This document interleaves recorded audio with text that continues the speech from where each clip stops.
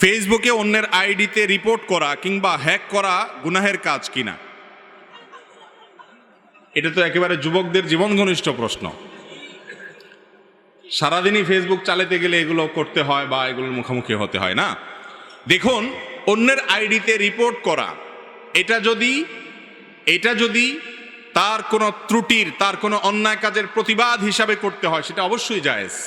ধরুন, কথার কথা কেউ এমন কিছু লিখেছে যেটা ইসলাম বিরোধী, মুসলিম বিরোধী, যেটা গুজব, যেটা মিথ্যা তথ্য ছড়িয়ে সমাজে অশান্তি সৃষ্টি করতে পারে, এরকম তথ্য দিয়েছে, সেই ব্যাপারে যদি আপনি রিপোর্ট করেন কর্তৃপক্ষকে যে এই লোক মিথ্যা তথ্য ছড়াচ্ছে, গুজব ছড়াচ্ছে বা ভুল তথ্য দিচ্ছে বা সাম্প্রদায়িক সম্প্রীতি নষ্ট করছে, ধর্মীয় দাঙ্গা সৃষ্টির পায়তারা করছে, খারাপ কোনো কিছু পোস্ট করেছে, অশ্লীল কোনো কিছু পোস্ট করেছে, চরিত্র নষ্ট করছে, সমাজ এবং অন্যদের ধ্বংস ডেকে আনছে, এইরকম ক্ষতিকর কিছু করলে অন্যায়ের বাধা দেওয়া, এটা কোরআনের নির্দেশ। মান রাআ মিনকুম মুনকারান ফালিয়ুগাইয়িরহু বিয়াদি। নবী সাল্লাল্লাহু আলাইহি ওয়াসাল্লাম বলেছেন, কেউ কোনো অন্যায় কাজ দেখলে হাত দিয়ে সেটা বাধা দিবে। আপনি ফেসবুকে এরকম কোনো অন্যায় দেখলে আপনি সেটার বিরুদ্ধে রিপোর্ট করলেন। এই রিপোর্ট করা মানে হলো অন্যায়ের বিরুদ্ধে আপনি বাধা দেওয়া। অতএব এই রিপোর্ট করা অবশ্যই জায়েজ আছে, বরং শুধু জায়েজ না, কখনো কখনো এরকম রিপোর্ট করা কর্তব্য।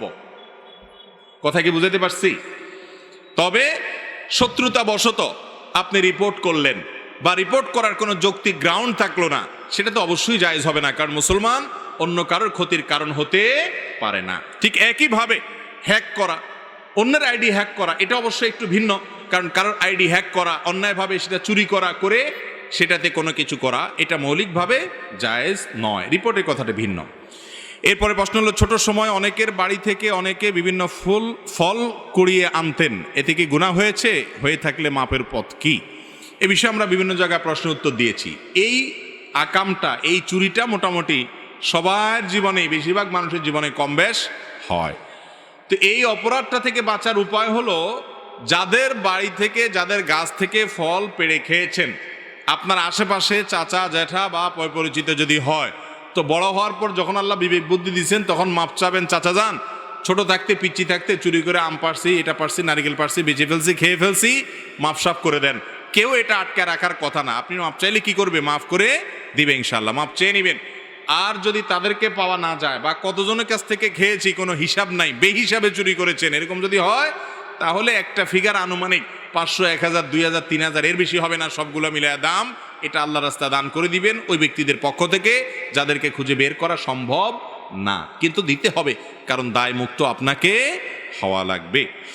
এরপরে প্রশ্ন হলো, বর্তমানে যুবকদের মাস্টারবেশন থেকে মুক্তির উপায় কি? এটা একটু আগে বলেছি। পর্নোগ্রাফি থেকে বাঁচার যে উপায়গুলো, সেগুলোই হুবহু অবলম্বন করলে হবে ইনশাআল্লাহ। এরপরে প্রশ্ন হলো, বিভিন্ন ধরনের লোভনীয় প্রাইজ দেখিয়ে 10-20 টাকার লটারি কেনা বেচা করা জায়েজ আছে কিনা? না।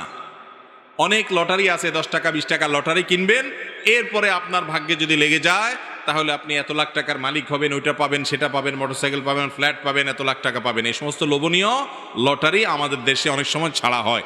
এই লটারিগুলো, এগুলো সবগুলো জুয়া, আর জুয়াকে আল্লাহ রাব্বুল আলামিন স্পষ্ট হারাম ঘোষণা করেছেন। এবং শয়তানের নোংরা কর্মকাণ্ডের মধ্যে থেকে একটা হলো এই জুয়ার কাজ। মুসলমানের জন্য এই জুয়ায় অংশগ্রহণ করা, লটারি কেনা জায়েজ নাই, হারাম। এরপরে প্রশ্ন হলো, ছোটবেলা থেকে শুনে আসছি এক ওয়াক্ত নামাজ ছেড়ে দিলে 2 কোটি বা তার চেয়ে বেশি সময় জাহান্নামের আগুনে থাকতে হবে, এটা কতটুকু সহি? ভাই, এই মর্মে একটা কথা আপনারা ছোটবেলা থেকে শুনে আসছেন, আমরাও সবাই শুনে আসছি, সেটা হলো, এক ওয়াক্ত নামাজ কাজা করলে, এক ওয়াক্ত নামাজ না পড়লে, তাহলে সেই ক্ষেত্রে 2,88,00,000 বছর জাহান্নামের আগুনে পোড়াইতে হবে, এক ওয়াক্ত নামাজ কাজার কারণে, ছাড়ার কারণে। এই কথা শুনছেন না আপনারা? তো এই বিষয়টি আসলে যেই বর্ণনাতে পাওয়া যায়, সেই বর্ণনাতে 80 হুকবার কথা বলা হয়েছে, 80 হুকবাকে যোগ বিয়োগ করে 2,88,00,000 বছর বের করা হয়েছে। এটা ফাজাইলে আমালে শাইখুল হাদিস জাকারিয়া রহমতুল্লাহ আলাইহি উল্লেখ করে এরপরে বলেছেন, এই মর্মে হাদিস বিভিন্ন বইতে লেখা আছে, কিন্তু আমি কোথাও পাই নাই। এবং বিশুদ্ধ কথা হলো এটাই যে 2,88,00,000 বছর জাহান্নামের আগুনে পড়বে এক ওয়াক্ত নামাজ কাজা করার কারণে। এই মর্মে কোনো বিশুদ্ধ তো দূরের কথা, কোনো আপনার দুর্বল হাদিসও নাই, বরং এটি সম্পূর্ণ জাল, ভিত্তিহীন। কোনো হাদিসের কিতাবে এরকম কোনো কথা বলা হয় নাই। তবে এর মানে এই না যে তাহলে তো নামাজ না পড়লেও চলবে, ব্যাপারটা সেরকম না। নামাজ না পড়লে জাহান্নামে অবশ্যই যেতে হবে, তবে সংখ্যাটা কি হবে, এর বেশিও হতে পারে, এর কমও হতে পারে আযাবের। সংখ্যাটা এরকম ফিক্স যে সংখ্যা এখানে বলা আছে এরকমটি হাদিসে বর্ণিত হয় নাই, এর চেয়ে বেশিও হতে পারে, কমও হতে পারে। জাহান্নামে যাওয়ার মৌলিক একটা কারণ হলো নামাজ ত্যাগ করা।